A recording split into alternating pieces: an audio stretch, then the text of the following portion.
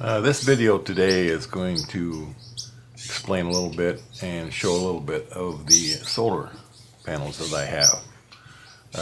If anybody's thinking about installing solar panels, I would highly recommend it because I kind of look at it like an insurance policy. No matter what the system is, if the power goes out or you can't buy gas or this or that, I'm always going to have some electricity, something to charge my batteries with, or maybe run the freezer or that type of thing. So I went with the Kyocera panels. They're 140 watt, and their main reason I chose the Kyocera was because they had a warranty for RVs. Evidently the other companies didn't want to warranty because of the flexing and that type of thing that the panels are going to go through when installed on a moving vehicle. It was actually a pretty simple job to install. I don't really know how it works, but I just know that it was pretty simple. All you have to do is accumulate the right stuff and plug it together, and voila, it works. You got juice. Yeah, it's pretty amazing that you can actually take electricity from the sunlight.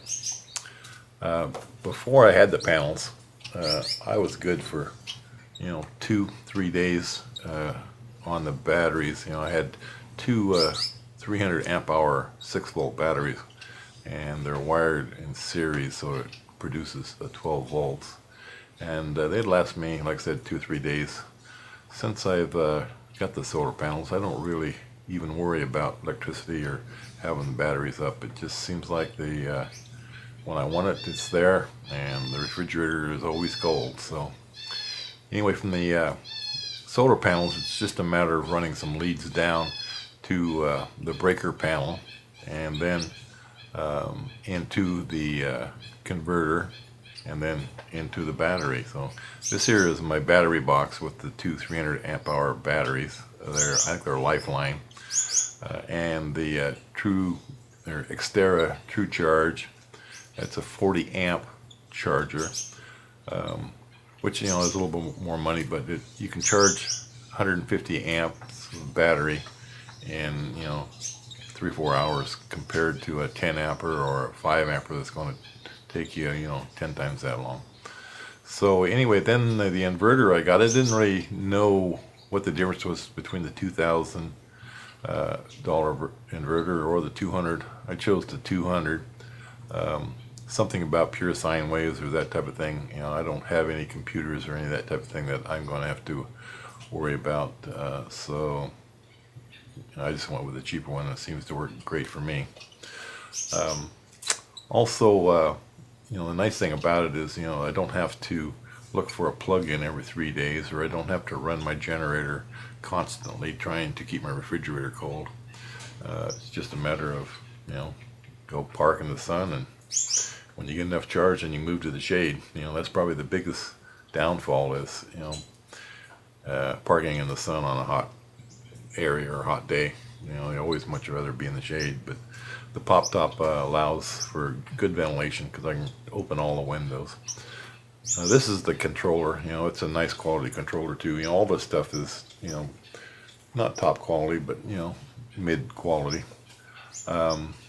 This is the brains of the operation. Like I said, it goes from the panel to this controller, and then it's fed into the batteries.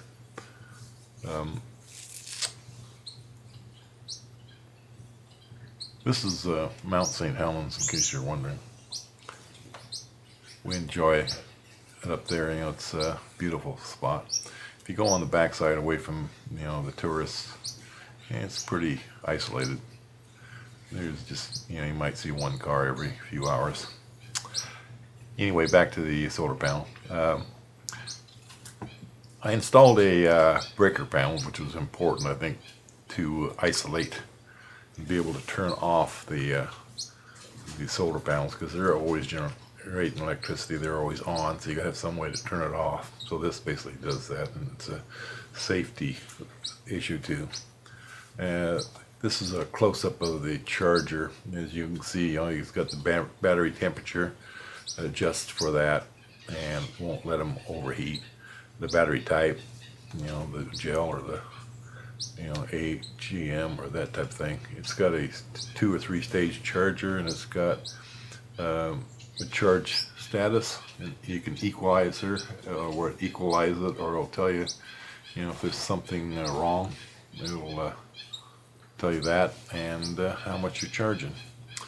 But like I said before, anybody that's considering going with the solar panels, if not just for the van itself or for the camping, just the peace of mind of knowing that I can generate my own electricity any place, anytime, I want. A little less in the winter time because of overcast days and that type of thing, but it still generates some.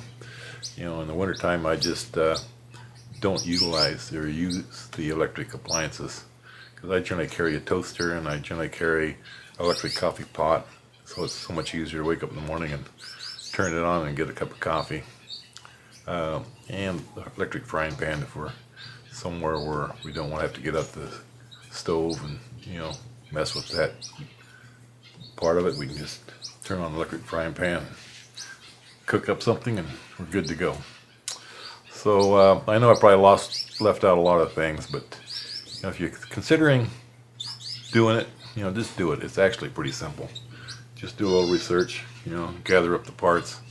I'd say if you buy a kit, you could probably do this for $1,000. I have approximately $2,500 invested, but you can't really look at the money. You've got to look at the insurance policy.